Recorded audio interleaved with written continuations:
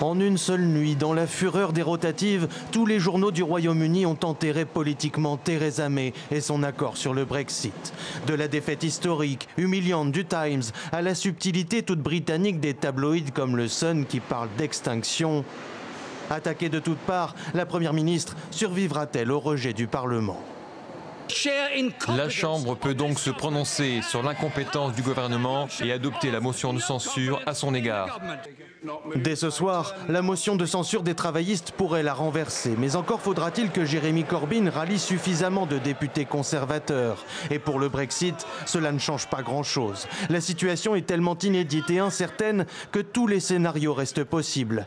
Si elle tient bon, rien n'empêche l'entêtée Theresa May de soumettre une nouvelle fois le même accord, issu de longues négociations avec Bruxelles. Mais pour éviter le no deal, une sortie dans l'inconnu, les parlementaires pourraient l'obliger à présenter un plan B, c'est-à-dire obtenir de nouvelles concessions des Européens. Jamais le risque d'un no deal n'a paru aussi élevé. Notre résolution reste d'éviter un tel scénario, mais nous avons aussi la responsabilité d'être lucides pour être préparés à cette éventualité.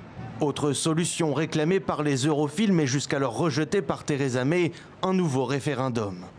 Nous ne pouvons plus nous permettre de perdre du temps. Le moment est venu de révoquer l'article 50, d'éloigner tout risque de sortie sans accord le 29 mars.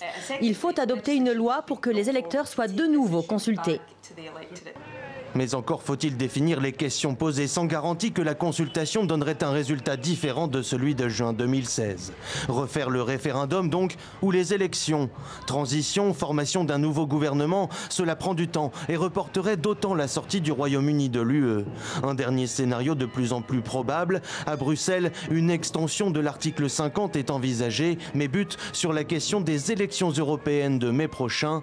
Le Royaume-Uni devrait-il alors y participer alors que le pays a déjà un pied dehors ?